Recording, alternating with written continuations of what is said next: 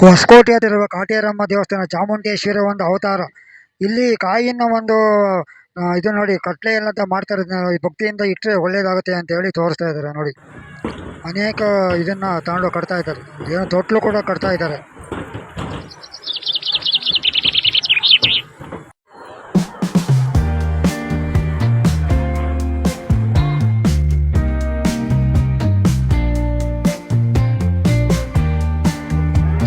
ತೊಟ್ಟಿಲು ಕಟ್ಟುವ ದೃಶ್ಯ.